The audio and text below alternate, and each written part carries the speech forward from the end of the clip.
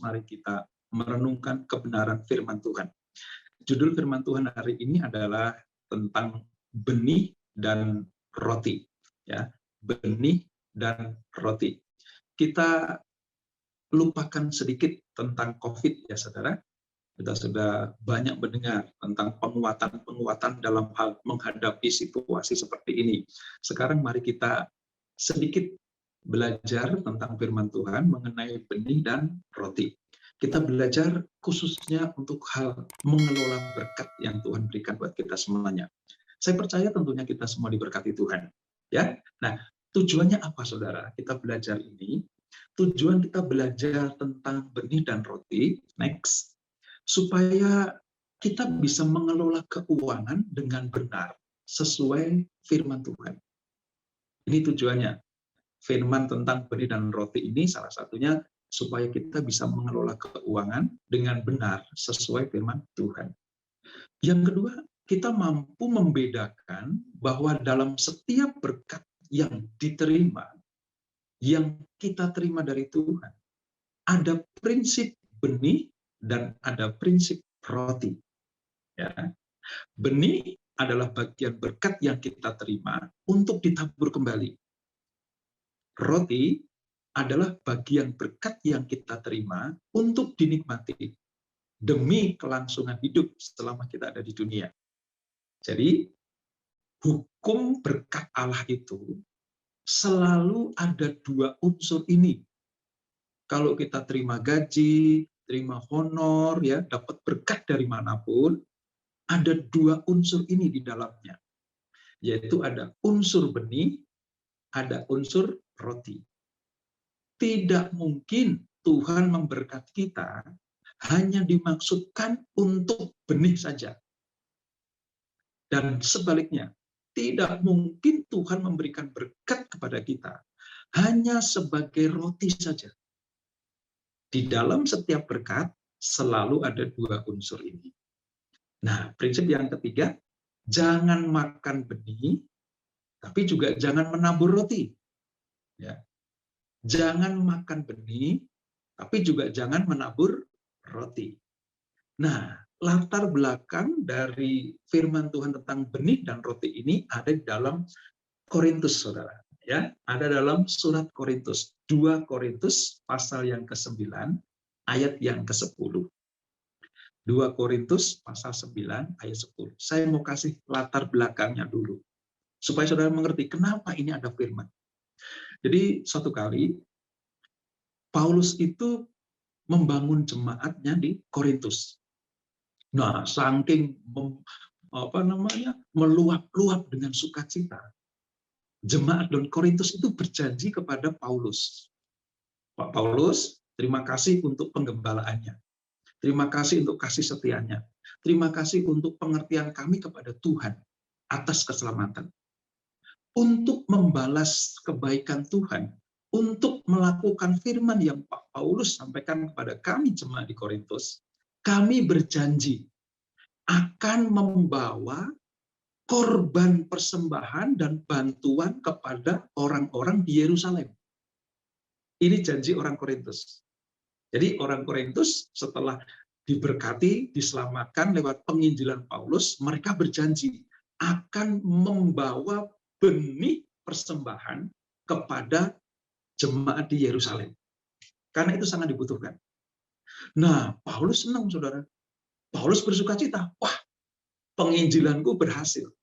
Jemaatku luar biasa. Berjanji akan membawa korban persembahan, membawakan aksi-aksi sosialnya kepada jemaat di Yerusalem. Lalu, janji orang Korintus ini dipamerkan kepada jemaat di Makedonia. Korintus ini wilayah Yunani Selatan, ya. Makedonia juga itu wilayah Yunani juga, ya, berbatasan dengan Kosovo, Serbia, ya, wilayah situ, saudara. Jadi Makedonia diberi kabar oleh Paulus, orang Makedonia, belajarlah dari orang Korintus. Orang Korintus berjanji akan memberikan persembahan kepada jemaat-jemaat di Yerusalem. Ayo, kamu lakukan hal yang sama seperti orang Korintus. Itu. Singkat cerita, orang Makedonia melakukan ini. orang Makedonia melaksanakan firman Allah ini, menabur benih ya, kepada orang-orang di Yerusalem. Namun disayangkan orang Korintus lupa. Jadi sekarang dibalik. Makanya Paulus mengutus Titus. Titus, kamu ingetin tuh orang Korintus. Udah gue pamerin ke Makedonia. Orang Makedonia melakukan, tapi orang Korintus lupa. Gitu. Nah, singkat cerita, muncullah ayat ini. Hei orang Korintus, kamu dulu pernah berjanji kan, ingin memberikan sumbangan kepada orang di Yerusalem, saudara kita di Yerusalem. Mana? Aku udah pamerin ke Makedonia.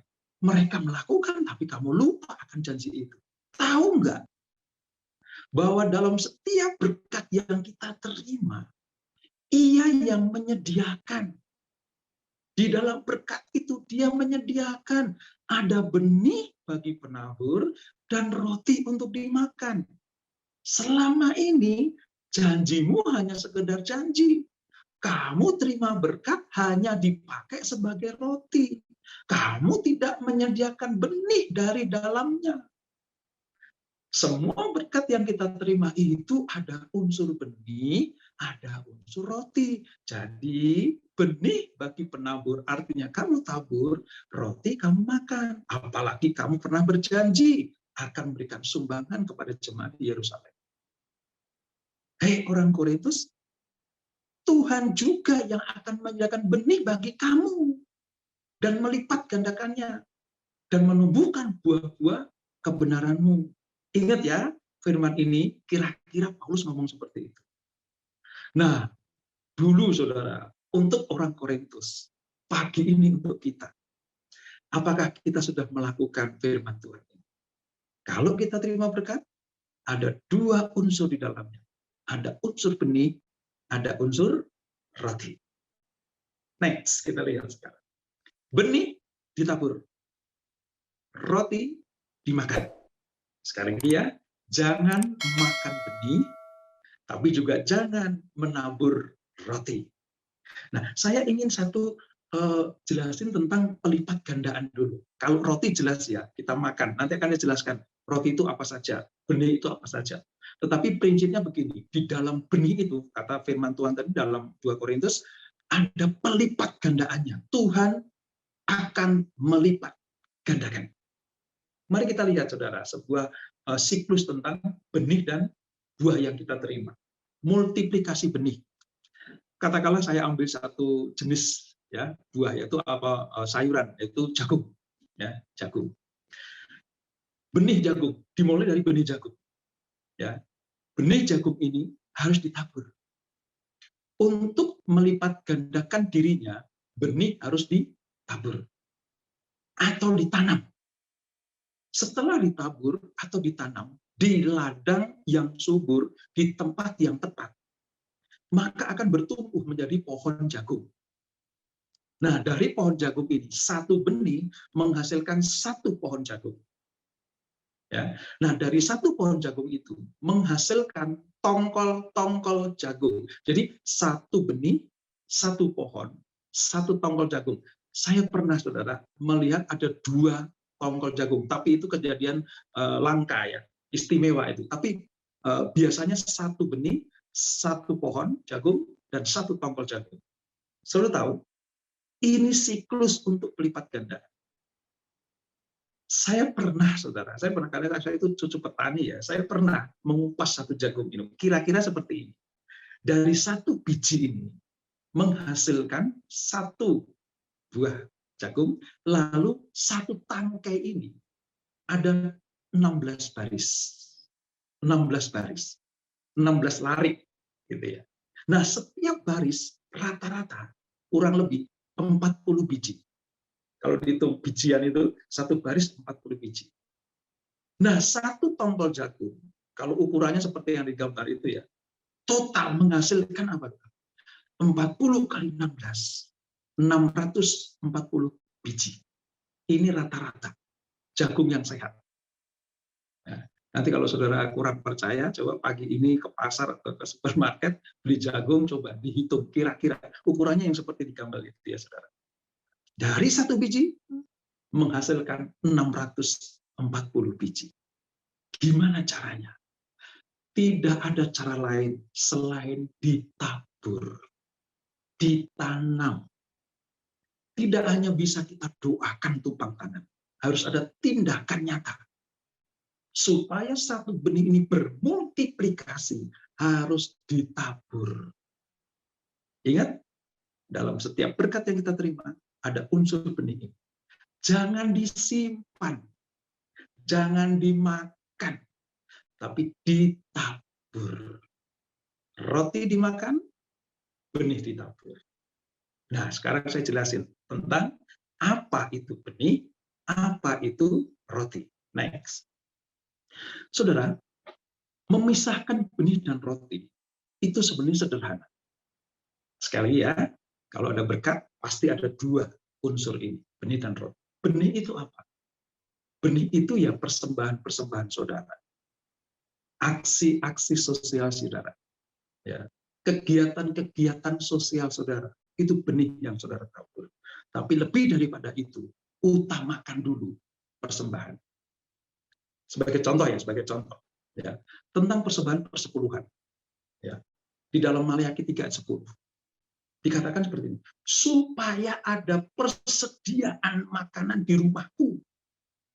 Nomor satu, kalau kita menabur, itu selalu ditujukan untuk apa? Ada persediaan makan. Ada lumbung yang sedang kita isi. Allah tidak butuh uang kita. Allah tidak butuh harta benda kita. Dia butuh ketaatan kita untuk melakukan firman ini. Taburlah benih. Taburlah benih. Satu contoh tentang persembahan persepuluhan ini, saudara. Supaya ada persediaan makan. Lalu Tuhan kasih tantangan iman seperti ini.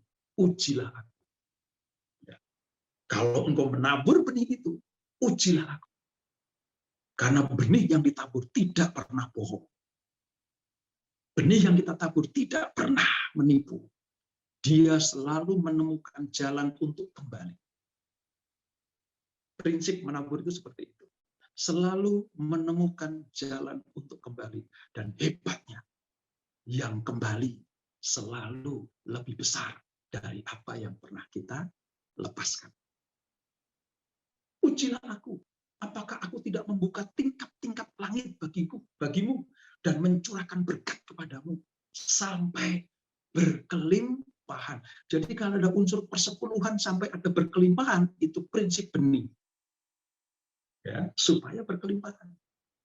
Aksi-aksi sosial saudara, ya. Nah itu bakti sosial, ya, baksos, ya saudara menabur di tempat-tempat yang bagus, silakan. Ke panti asuhan, kepada orang yang membutuhkan. Saudara kita membutuhkan seperti jemaat Makedonia yang memberikan persembahan untuk jemaat di Yerusalem. Pada waktu itu Yerusalem butuh sekali taburan. Nah ini prinsip benih. Kalau roti, saudara, jelas itu yang kita makan, yang kita pergunakan. Makanan, minuman kita, uang sekolah anak kita, listrik, air yang menjadi kebutuhan pokok kita, pajak rumah, kendaraan, dan pajak-pajak yang lain, bahan bakar mobil, motor, dan transportasi kita ketika kita berpergian, cicilan rumah, cicilan kendaraan, ya, dan lain-lain. Jadi kita mampu memisahkan ini. Supaya apa? Supaya Tuhan mempercayakan berkat lagi kepada kita. Pagi ini kita lupakan COVID sejenak. Ya, kita lakukan kebenaran firman ini. Sangat sederhana, saudara. Jangan makan benih dan jangan menabur roti. Jangan menabur roti untuk dimakan, tapi benih untuk ditabur. Kalau kita lakukan hal seperti ini, saya yakin dan percaya, berkat Allah selalu mengalir untuk kita semuanya. Dan Tuhan akan berkata, inilah anak yang kukasihi, kepadanya lah aku berkenan. Tuhan Yesus memberkati.